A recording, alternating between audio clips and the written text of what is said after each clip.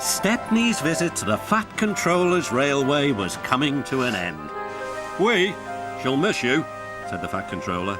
Then he turned his attention to all the other engines. "My railway is very busy and I am pleased with you, but you need help. A diesel is all that's available. Please do your best to avoid any, disturbances." "What does that mean?" whispered Duck.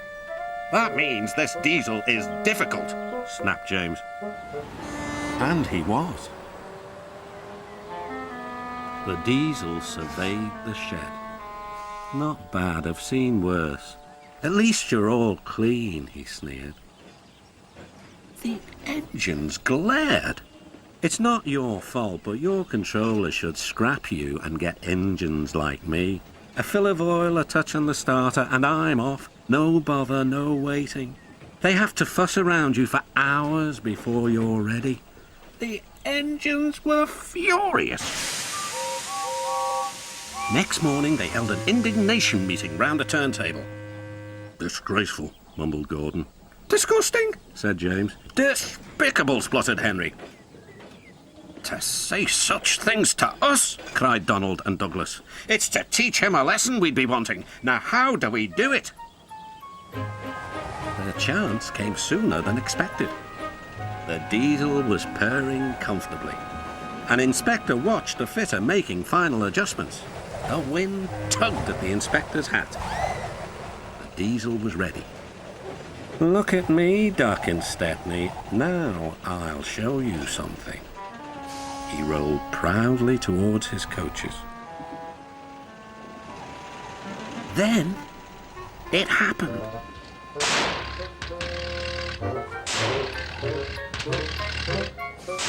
Shaking and spluttering, the diesel stopped. Meanwhile, the inspector was looking for his hat. The diesel seethed with fury as Duck and Stepney pushed him back to the shed. "My hat!" exclaimed the inspector. "You've sucked it through your air intake." "Bother your hat," said the Fat Controller. "The heavy train's due out. You'll have to take it, Duck. Stepney, will you help, please?" "Thank you, sir," cried Stepney. "I'd like a good long run on my last day." The engines were soon ready. "Gordon will take over from halfway, so get the train there. Good luck." "Don't worry," smiled Stepney. "We'll get there and be early, too."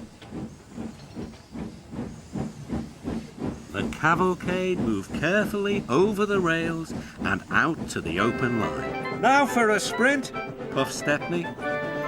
"I'm ready when you are," replied Duck. Soon they were whizzing through Edward Station. And next, they charged at Gordon's Hill beyond.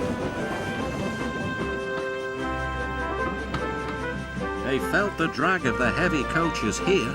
It was hard work.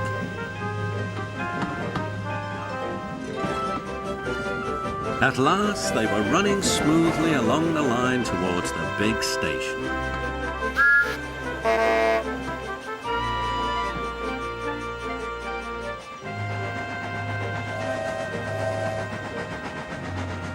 "Hello," said Gordon. "You're early. That's one in the headlamp for old Diesel." "James says he's sick as boiler sludge and sulking in the shed."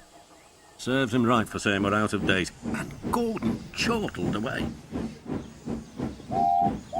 Next day, everyone came to say goodbye to Stepney.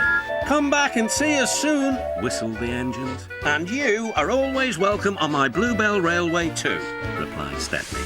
Then he puffed away. And what about Diesel? He'd slipped out whilst no one was looking. He said goodbye to no one but left two things behind: a rather nasty smell and a battered bowler hat.